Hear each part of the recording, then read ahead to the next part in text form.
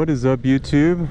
Today I'm riding the 2023 Kawasaki Ninja 650.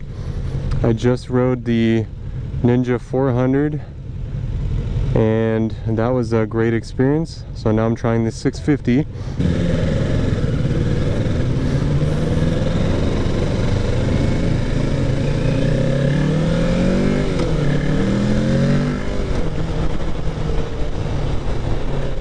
Yeah, right off the bat, tons of power. Good power here. Let's get on the freeway here.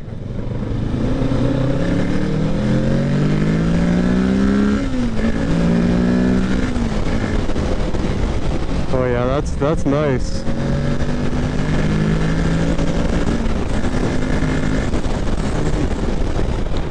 So far the bike feels very stable. You can definitely feel the weight over the Ninja 400. It definitely has a more stable footprint on the road than the Ninja 400. The power is great. The power is, yeah, I have no complaints about the power. It definitely pulls quite a bit harder than the Ninja 400. You get that extra oomph that the Ninja 400 may be missing. I love the digital display on here. This is awesome. I don't think I've ever ridden a bike with a digital display here, but you can see the speedo here, the gear indicator, RPM gauge, and I'm sure there's a bunch of other settings in here. Low speeds. The bike is a little jerky, I'm not gonna lie, on and off the throttle. The throttle response is very, very good, so you got to be careful on and off the throttle there.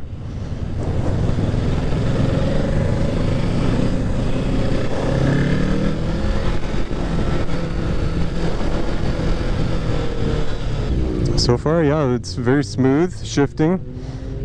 This is a fairly new bike, only 200 miles on it. So it does have the freshness to it. The clutch bites pretty well.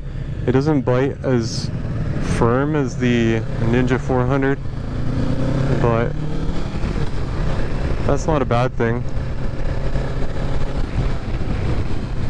So far, it's fairly easy to control at low speeds. You can definitely feel the weight of the bike at low speeds versus the Ninja 400, so it definitely feels a little bit heavier.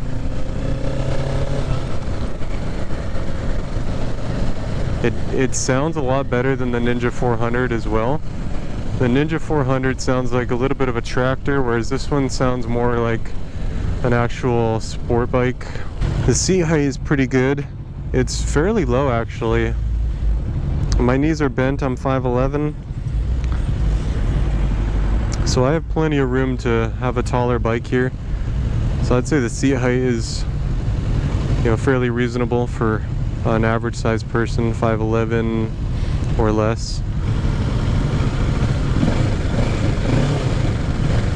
Yeah, it sounds like it has a nice little rumble to it.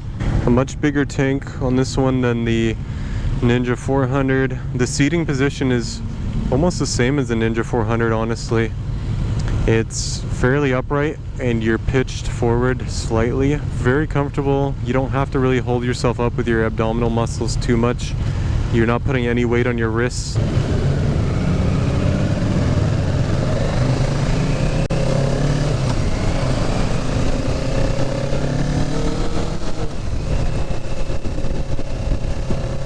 It feels a lot better put together than my old 2008 Ninja 650. Obviously that one had more miles on it than this one does. This one feels nice and tight. The power is definitely improved. The throttle response is definitely improved. It pulls almost instantly. I remember my old one, I had to kind of wind it out a little bit. And you can roll on it. I'm in 4th gear, only doing 4,000 RPM. You can roll on it and you have power. You don't have to rev it out all the way. It only goes up to about 9,000, 9,500 for the red line. So it is nice that we can get power at any point in the power band here. Oh yeah. Yeah, she's got some power to her. It's just enough power to get you out of a bad situation if you need it. And I would say a beginner maybe a larger size beginner could probably pick this bike up and start riding it fairly easily. They make the 650 easier to ride than the ZX6R, obviously. Lean it over a bit. Oh yeah, that feels nice. Get on in here. Oh yeah. Oh yeah, she's got some power to her, that's for sure. Yeah, I'm very impressed so far. The power is really good. It doesn't feel like we're going to be doing any power wheelies, obviously. That's not what this bike is for. This is more of a comfortable sport tourer. Like I was saying, I think a beginner could pick this bike up fairly easily.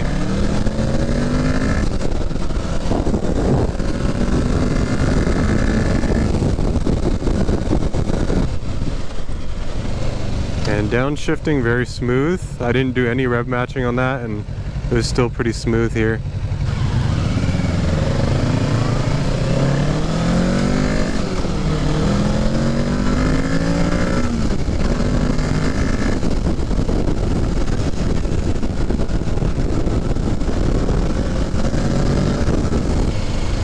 Go around this corner in second gear here. Make sure we look clear.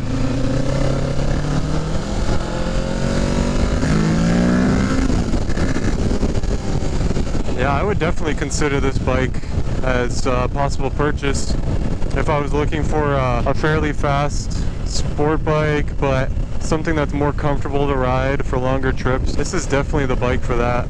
And you're not going to get tired of this bike, really, unless you really want to go for the 600 sport bike class of bikes. I haven't really had a chance to test out the brakes.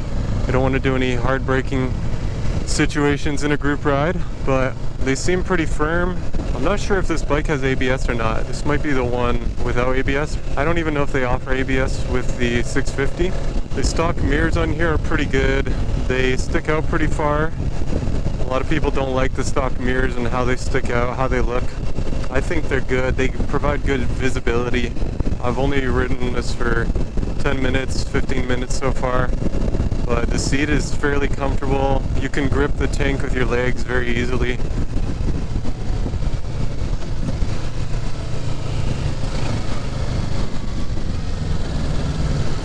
Yeah, very easy to control at low speeds. I really like it. I like it a lot more than my 2008 that I had, that's for sure. It's definitely improved. Technology has improved a lot. You get a good looking bike. You know, this bike looks really good. Back in my day, 2008, 2009, I think 2012 is when I actually had the Ninja 650. Back in my day, these bikes weren't that good looking, I'm gonna be honest. And I can say that because I owned one. They weren't that good looking. I think they really did a great job styling these bikes. Very sporty to look like the ZX6R, which everyone wants, or ZX10R.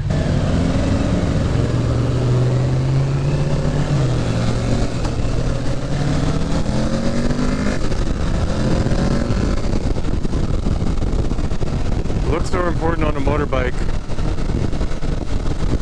I know motorcycle riders like a good-looking bike. Having a nicely styled bike is important to them, and Kawasaki's done a great job of making it look good, making it drive really nicely. Yeah, I don't have any complaints. I really like this bike so far. Maybe my one complaint would be the throttle response is a little tricky. It's a little on and off the throttle. It's a little bit jerky, but that's just something you have to get used to on these bikes.